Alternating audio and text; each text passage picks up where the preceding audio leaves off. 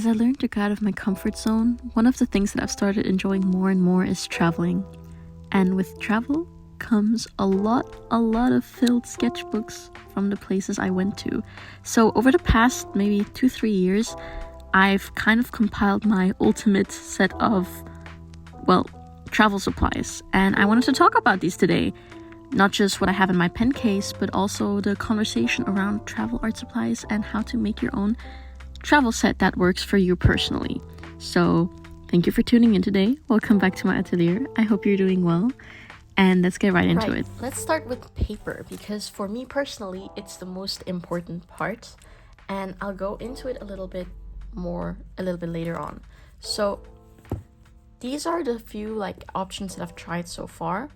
In addition, I've also tried the Moleskine art, but I don't really use that brand of sketchbook anymore because I found others that I like a lot more.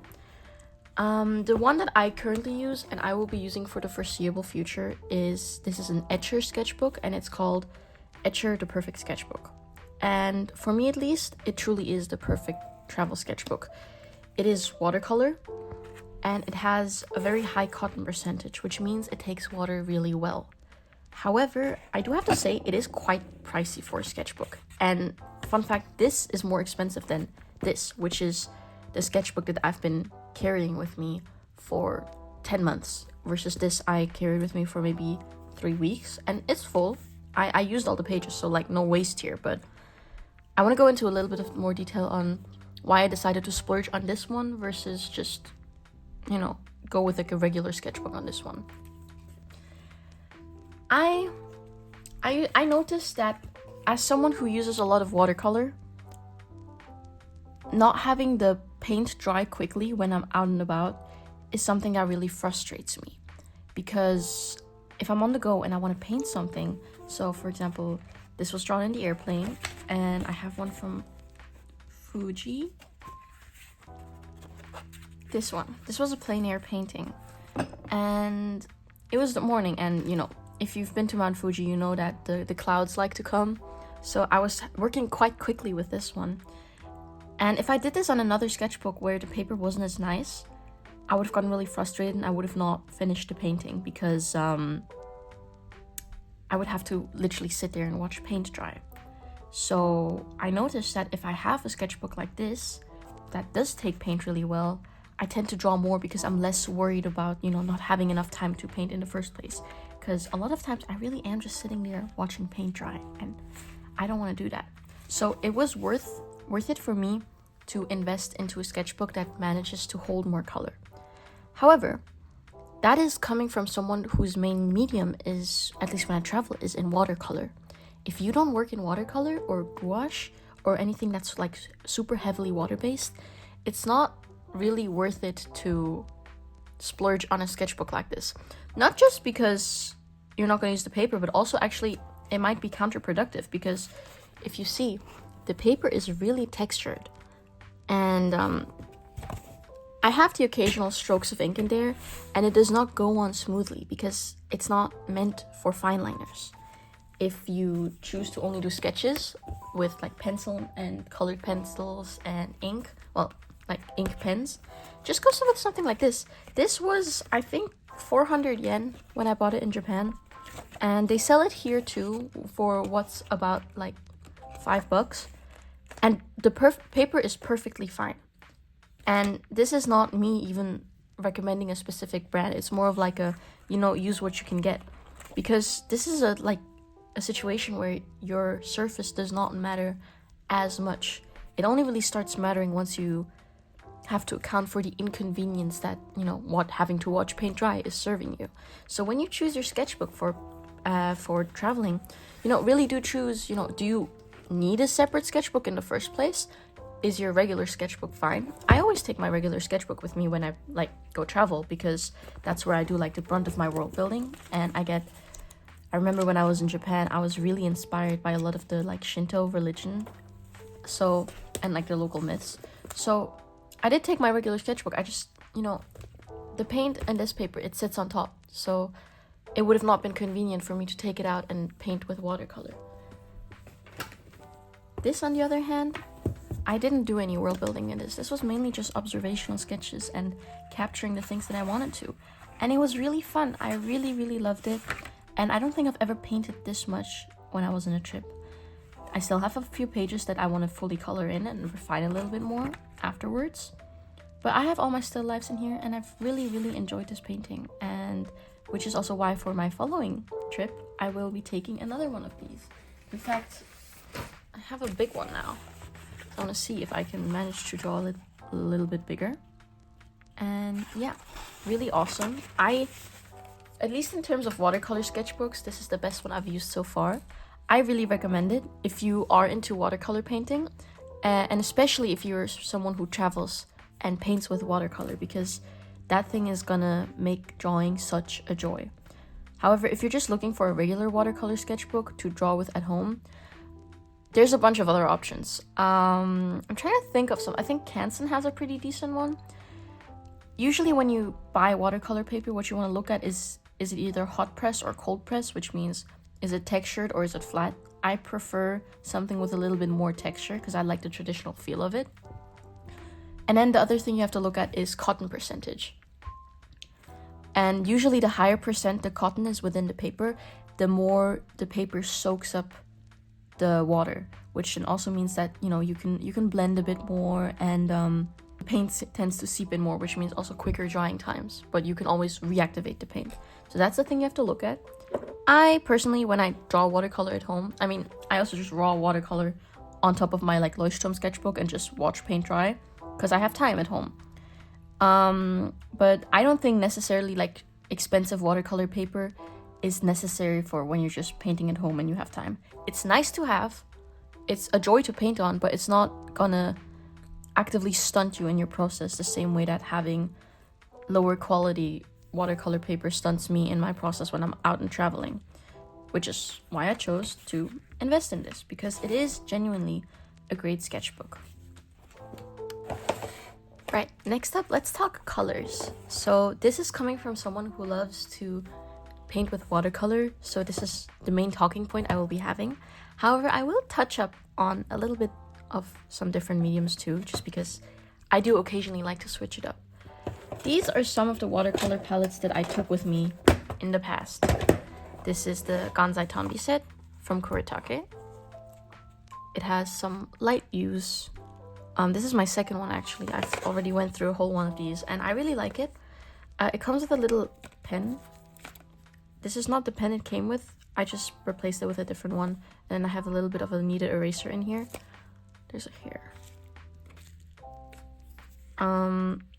And then also like a brush pen that you can fill. I think a lot of times when you talk about watercolor painting, everyone tends to recommend brushes like these. Unpopular opinion, I really do not like these, at least for the sake of watercolor. The way that I tend to use them is I'll go to the store and usually you can buy them in sets of different like sizes, and I'll fill them up with different ratio of black ink and water, so you can get a really like large variety of monochrome painting. And that's really convenient for if you don't want to take an actual color palette with you. So that's something really cool that I like to do with these, but I don't really like them for watercolor painting. I find they dilute the color too much and they're a bit messy to clean, and it's just more hassle than it is worth it, at least for me personally. I've seen this set used by a bunch of different people. I don't even know if this is intended to be a travel set, but I do find it quite convenient because these are a bit more bulky versus this one's quite flat, so it fits in a lot of places. I can just slip it in. However, it's not my favorite. This was my travel set for the longest time, which is also why I repurchased it. But it's kind of grown obsolete for like at least the way that I work for now. So a while I really just used to drag around my normal watercolor palette, and we'll touch on all those colors later because I have things to say about that too.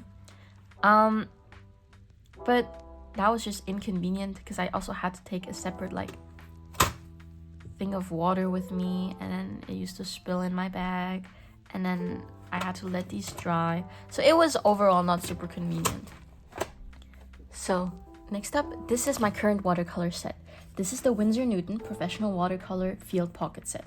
I do think that these are also made with the Cotman, which are their student grade ones, which I've tried before too, and they are excellent. So if you like the case, if you like Winsor Newton like as a brand, and you don't particularly find a need for professional grade watercolors, I highly recommend that one instead. But this is the one that I currently use. I bought it last year in California, and this is a great example of buying art supplies that you can use all year round instead of just for traveling. And I showed you my large watercolor palette earlier, and to be honest, I don't use it as much. I use this one a lot more. It's a lot more convenient. I have memorized how the colors look like by themselves and how they mix. And especially when it comes to watercolor, mixing colors is such a big conversation where the talking point kind of comes in of, you know, even this, which would be considered a smaller set by a lot of people, still has 12 colors. And if I'm gonna be really honest, I think it's too much. It's convenient for me now because I now know how to like mix colors and how to use them properly and how they mix with each other. But when I initially got this set, I was not as good as mixing colors, and I was really confused because, you know, this is 2 yellows, 2 reds, 2 blues, a green, and ochre, which I think you should always have an ochre in your palette, 2 browns, and then a Payne's gray and a black.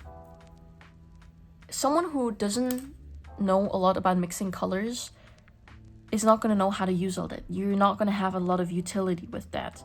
You're going to probably end up getting confused because you're like, okay, well, I'm mixing this yellow and this blue. Why does the green look different when I mix it with this? Why does my yellow look more orange? So it's a good case of like almost being stunted a little bit by the art supply itself. Not because it's necessarily a bad supply, but more so because its utility is not very specific towards like the kind of art that you do. So my opinions on this palette is I love it. It's great. I love it so much. I use it almost every single day. Now I have a lot of utility for all the colors, but you can see that there's some colors that I use a lot more than others. In fact, the Payne's gray and the ochre is actually my second run of these, so I've actually finished 2 pans of these already. That's how much I use them. But there are colors like this one and this one, even the black. I don't really use a lot of black within my colors that I just don't really use. So at some point you can also be like, you know what, maybe I don't need all these colors. However, it is convenient because it comes within this set. A lot of people really like this set and recommend it online because of its like portability and its convenience. I mean, it is really convenient. Like, look at this. It's literally, and I have small hands and it's smaller than my hand. It's like not even 3 fingers wide. It's convenient, and it even comes with a little brush, but I don't use that brush a lot, to be honest. It's too small for my needs, so that's another thing you have to remember, because I think it's like a size 2, and I'm a size 8 girly. So yeah. However, there's a lot of companies nowadays that do travel sets. A few years ago, this was like the holy grail of travel sets, because I feel like back then it was the only one in the market that had it like this convenient with the water and everything. But nowadays, a lot of, you know, like, I feel like Winsor Newton kind of pioneered it, but then you have a lot of people following that. So you can even buy empty cases. Heck, you can even make your own. So what you're actually paying for is, well, first of all, the brand name, but also you're paying for the pigments. And the professional grade watercolors are great. As someone who works with a lot of watercolor, I feel the difference a lot. However, I've borrowed this set to friends before, and they've not seen a difference between these. And then I also have a Cotman set, which the difference is not that big unless you genuinely use it every single day. And like maybe for archival purposes, but I find, well, I mean, watercolor in general is not a very good archival medium. So archival mediums is basically measuring how well it holds up over time. So for example, a lot of the pigment microns, they're archival, which means the ink is not going to fade that much over time. But watercolor in general has a reputation of just not holding up long if you repeatedly place it into sunlight and damp spaces. If you just keep it somewhere where it doesn't go into sunlight, it's not like, that's not a problem. So remember that. Would I recommend this set? Yes, I do recommend it. I think it's a great set, and it's definitely paid back its value a lot since I got it, because I use this for all my watercolor paintings, even at home. However, if you just use watercolor for the sake of coloring. So for example, if your main medium is like pen and you just want to add washes of color, then I don't think this is necessary. You can just get a set of traveling watercolors. You can just get I think Koi from Pentel, I think it is what the range is. They make a good travel set, which is quite convenient. Even the student grade ones from Winsor Newton, if you've got a little bit more money to splurge, are really, really nice. I also reviewed, if you were into tube ones, I've reviewed the Holbein watercolors, these tube ones. So you can basically buy an empty case and you just squeeze them in.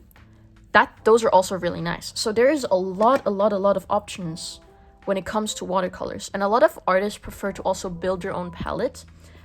This palette works really well for me because I learned how to mix colors with these specific palettes. But if you work within a limited range, just do the limited range. Like, it's not worth it to pay like an extra like $60 for colors you're not going to use.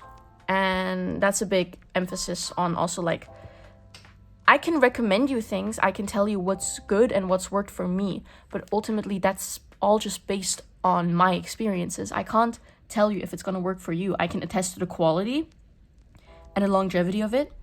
I can attest to its convenience, but at the end of the day, I do not know how your workflow looks like, and you only know how my workflow looks like based on what I share. So I would not recommend this set for someone who mainly does ink work, because you're paying a lot of money for something that you're not necessarily gonna need. I've worked with ink sets and ink washes before, and you know, like even like those chalky paints from the dollar store still serve their purpose because you're just adding colors for showing how something looks like, versus let me show you. So here, for example, I like using ink on top of my watercolors, like as a bit of a finishing touch. I think it's quite fun. But most of the like sculpting with light and shape and texture is done through watercolor. So that's where the quality of the color really starts to shine, because I have these nice deep pigments that I can really build up to give a lot of color.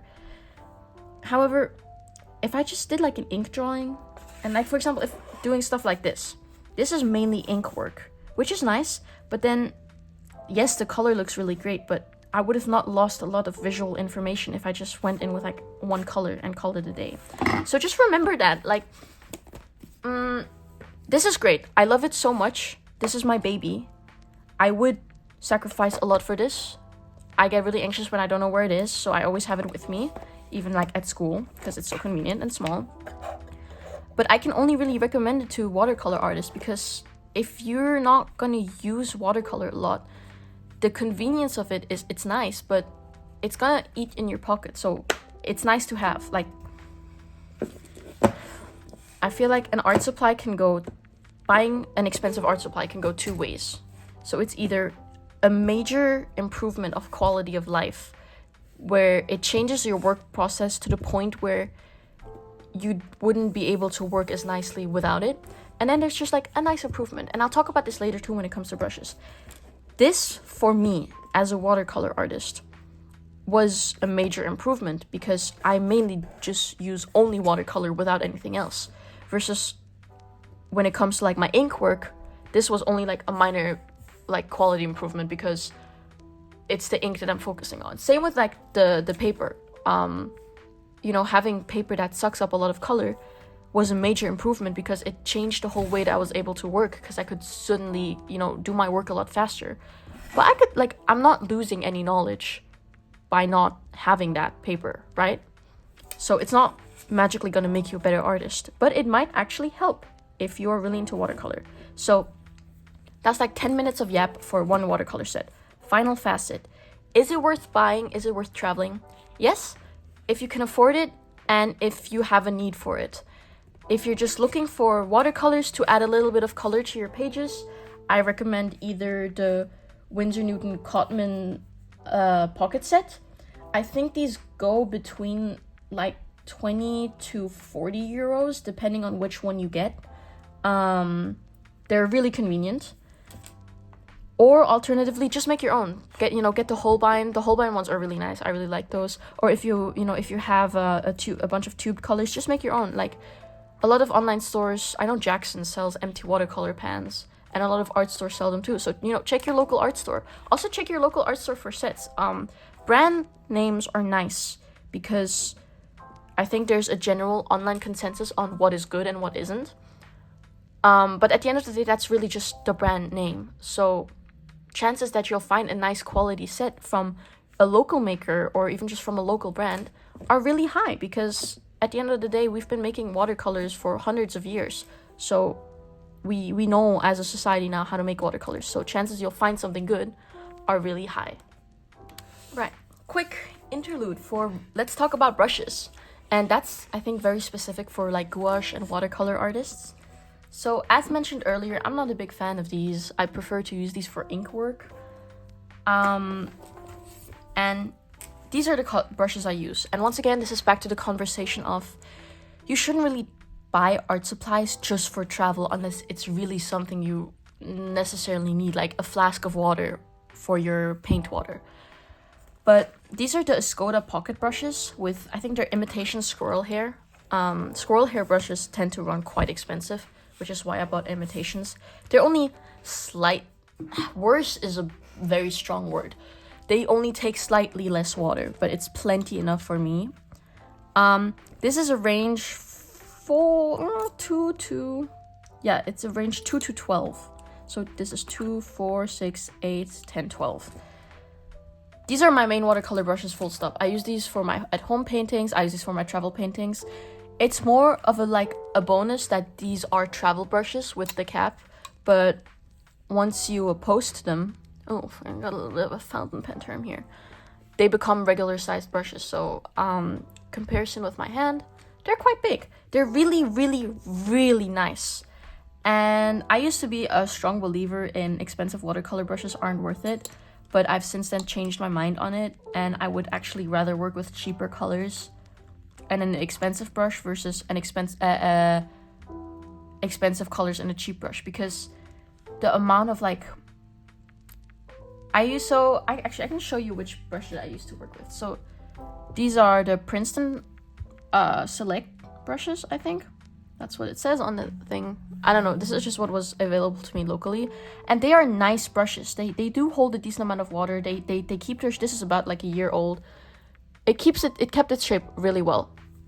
So if you're, I still recommend these. It's not like I don't recommend these. But switching from that, I initially switched from the Princeton to the Princeton Aqua Elite, which is still a really nice brush. And I had one of these, and it was really, really good. So that's the first time I was like, oh, maybe, higher quality brushes are worth investing in, especially since I use watercolor so much. So when it came time for me to think about what brushes I want to take with me, I was like, you know what, I might as well just buy a whole set of brushes that I know I'm going to like. I tried these before. One of my friends had them, and he let me try them, and I really liked the quality of them. So I ended up buying this. Would I recommend it? Yes. So, Escoda in generally makes really nice brushes. I really love it. And the convenience of it is great because it's not this like tiny travel brush that doesn't cover anything and that doesn't, that doesn't post properly. And then if it does post, it's really small and then your hand cramps up and you can't paint over. No, these are proper brushes. Which is also why I don't have an at-home set and a travel set of brushes. I just use this for everything because they're perfect for me. However, do you need a set of 6? Not really. Once again, this is like the conversation of, yes, nice to have. Like having one of these brushes changed the way I work completely because they take a lot of water and a lot of paint, so I don't have to constantly be dunking my pen into the water. And I can actually cover large surfaces, but the quality of life improvement from 1 brush to 6 brushes is very minor. It's more of a convenience thing, okay?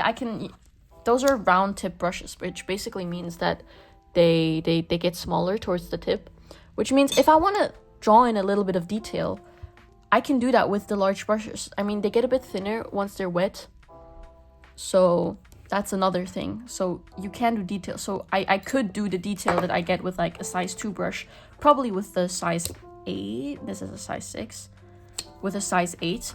And I tend to always recommend a size 8, at least for the kind of work that I do. I think it's the most versatile size. 8 or 6. I find 8 a little bit nicer for covering larger areas, and you can tell that I've used this brush a lot because it's quite feathered out. But as I said, you can always shape it back into shape with some soap.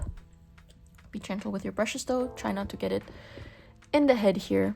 Yeah, so if you're looking for a good set of travel brush, these are the ones that I can attest to quality-wise. These lasted me, I've had these for over a year now, and I've not had a problem with them at all. I think they're perfect. I love them. If you want a set of 6, if you want to treat yourself, go for it. It's not a waste of money. You are going to use them. I have used all of them.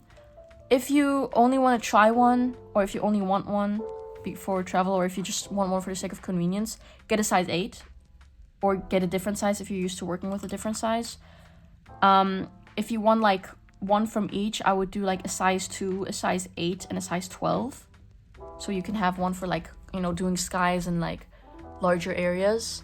And then you would most likely use the size 8 for everything, and then the size 2 for like the small details. So that's my kind of my recommendation.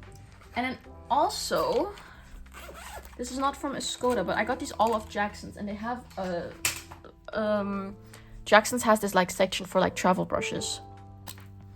Most of the stuff that I'm showing you can probably get on there. I'm not sure. This is from Midas Touch, and it's a flat because I did need a flat brush, because if you're drawing architecture, it's just a lot easier. But this is like a convenience thing. So if I had to recommend you 3 brushes, I would probably go like this. Like, okay, well, I would do like a size 10, a size 12, a size 8, and a size and like a flat, because that's like the most like versatility you're gonna get out of there. But once again, this is mainly more targeted for people who work with watercolor or gouache. If you work with ink, I would not and I'm talking about more ink pens. I don't think that having expensive watercolor brushes is worth it. It's nice, but if you're just adding like washes of colors, just get one of these, get anything you can find. Even just get one of these, like fill it. If you use the same color of wash all the time, just put it back in here. So these materials are nice, but really only worth investing in if you're actually going to use them, and most likely also going to use them outside of travel, because I don't think it would have been worth it for me to buy all of these just for the sake of travel, because I'm in school. I'm not traveling that often right now. Maybe in the future. I'm kidding. I'm gonna have to get a job. So yeah, this is a good example of art supplies that last and that are very versatile and designed in a way that you can, the posting of the pen makes them so much longer. So you are actually going to be able to use them as just regular brushes. I don't see a difference between these and just regular brushes. The travel case aspect is just a bonus addition, so to say. Right, lastly, I just want to touch on my pen case and what's in my pen case. So I don't even know where I got this from. I've had this for ages. And the reason I like it is because, okay, it's already open. Let me close this first. It has this thing on the side where you can essentially make it bigger or smaller, which is, I tend to have it open on the bigger one because then I can fit my brushes and my pen in there. So I can have my pen case with all my stuff and then my sketchbook. So it saves a lot of chaos within my bag. But in the pen case itself, what do we have? Kneaded eraser. The reason I prefer these to regular erasers is because I work on watercolor paper with a high cotton percentage, which means I don't want to be too rough on the paper. I also use this because this eraser tends to be quite gentle on the page. But I don't think I'm going to take it for this trip because last time I barely ended up using it. So it's on the sidelines for now. But yeah, kneaded eraser, a lot gentler on the paper. I tend to not be that sketch heavy anyways. I don't really spend more than maybe 2-3 minutes on my sketch. I really just put in the proportions and then work my way out and thin layers of wash. This is just a writing pen. I have one pen with me that's just, if someone asks to borrow a pen, that I don't want to give them my fancy, overstatement, understatement, depends. I just don't want to give them my art supplies in case something gets lost, because that would be really inconvenient, especially when I'm traveling, because I feel like I've already really narrowed down what I'm taking, so I don't want that to kind of get even smaller. So yeah, I always have just some random pen. This, I think, is just like a Muji ballpoint pen. Nice writing pen. Not a lot to say about this. Yeah, microns. These are waterproof. Which means that if I do want to do some ink work, I can go in with the ink first and let it dry, and then when I go over it with watercolor, it's not gonna like get all muddled. I'm not big into fine liners. I don't have I hold my pen like this, so I've not got the steadiest hand ever.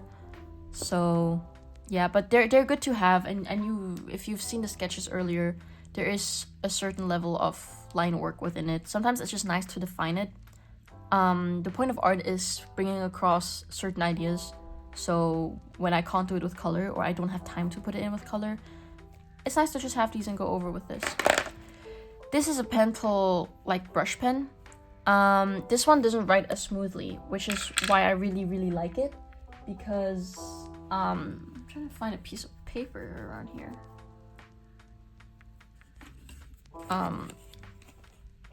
This is the kind of texture that you get with it if you just work over it with a light hand, and I really like that, because it when I find that I did my colors too clean, quote unquote too clean, it's nice to kind of have this and add some texture. Also, like when I'm drawing a bush or like foliage and I go heavier with the ink work, it's very easy to just go over like this, and then suddenly I have a lot of texture that kind of hints at foliage or something. So it's good to have. I find it's quite nice to have. Actually, let's take this out and let's put these in here, and I'll put these on my lap. Next up, this is just a set of colored pen. This is just a regular pencil. I just have it in here. I actually also have a pencil sharpener from the one from Muji's, but it's broken. So I don't have it right now, unfortunately. But yeah, this is just a set of 12, I think. I think some of them are already used up, but yeah. Not a lot to say about personal colors other than, you know, there's a reason they're really popular, and I find that there's a reason they're this popular. But once again, those are just pens that I've had, so I just put these in. I didn't on purpose like go out and buy pens for my travel case, because I've not had an issue with them so far. So like, you know, I just take a limited amount of colors and I just put them in, and then it's really convenient. I tend to sometimes take these out of my pen case when I go on a trip, just because I don't end up using them as much. The textured watercolor paper doesn't really do it doesn't go well with the pens. So yeah. Oh wait, another fine liner. Right. This is my favorite pen ever in the history of all the pens. This is the Tombow Fudenosuke with a fude tip, which basically means that it's like a bit of a sturdier, like bendy tip, so you can get really thin lines and you get really thick lines too. It's really cool. I've been using this pen for the last like 6 years, say 7 years almost. It's really, I like fude nibs. I think they're very convenient, and this is just the one that's worked best for me. I have a bit of a scarcity mindset with these ones, because one time I bought one of them at the bookstore and I was so great, and then the next time I came back they were out of stock and I didn't restock them for an entire year.